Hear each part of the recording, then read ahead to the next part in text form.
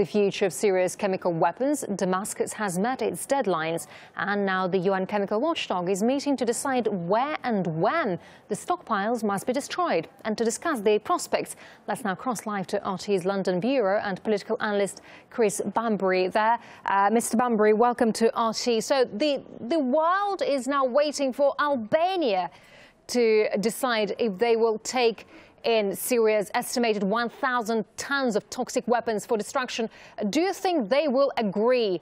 Because we know there are so many protests against it going on in the country. Well, we saw protests yesterday against by Albanians against chemical weapons arriving on their shores.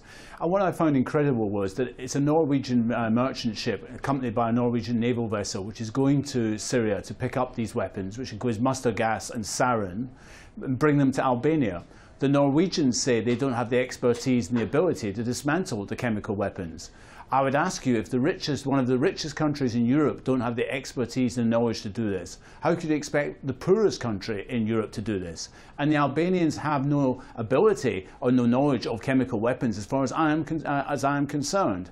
And I think it's an interesting question what they've been offered. It is a poor country, we know that. And are they being offered money? Are they being offered incentives to do this? I think the answer would obviously be yes. But I think there are other issues you want to ask. Why would you choose the poorest country in Europe to do this? It kind of smacks of a colonial mentality that somehow we're going to dump these things in Albania, we're not going to bring them to Britain. Why don't you choose a country which has the expertise? For instance, in Britain there is the Aldermaston chemical weapons facility. I would trust that to dismantle those weapons, but it involves high levels of expertise. And also, Albania must be one of the least stable countries in Europe. This is not to attack at the Albanian people, but the Albanian state has hardly a long history. It's not very stable. There's a problem of organised crime there. And I think it's a very strange decision to say we're going to take these deadly weapons and put them in a country where security must be an issue.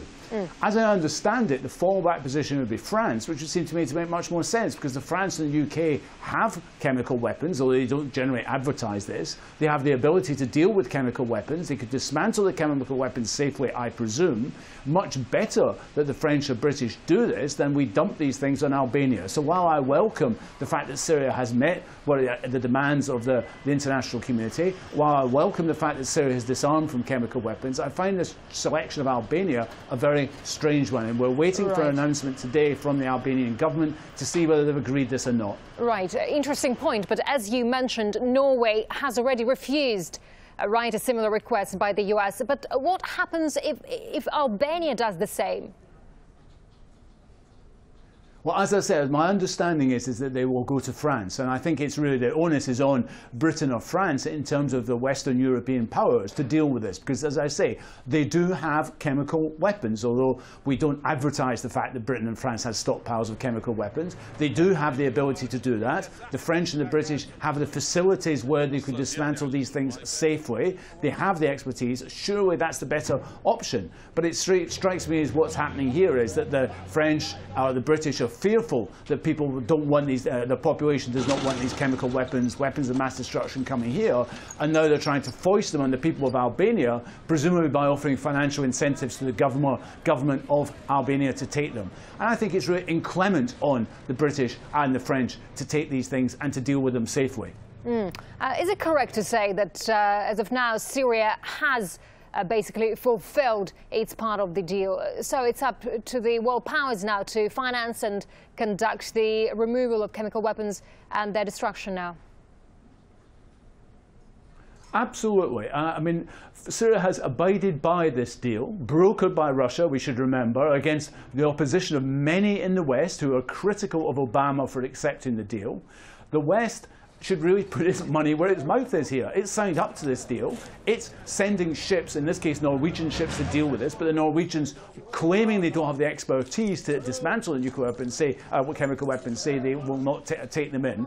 And to repeat the point, I mean, what expertise does Albania have to dismantle chemical weapons? And I would be very scared of the impact it would have on the environment of a country which actually is still one of the most naturally unspoilt countries in Europe. Why are they they having to take these weapons in? I really do feel that Britain, France, Germany and the rest should put their money where their mouth is and say, as part of a deal that we accepted, say this. And I think it kind of smacks a resentment over the fact that really as well, in the end, this deal has come off. That actually Putin brokered a deal, Assad signed up to it, and now Syria has abided by the agreements of it. And I can't help but feel there's a sort of kind of resentment in European capitals that actually the deal has worked. All right, political analyst Chris Bambury live from London. Mr. Bambury, thank you very much indeed for your perspective, for sharing your perspective with us. Thank you.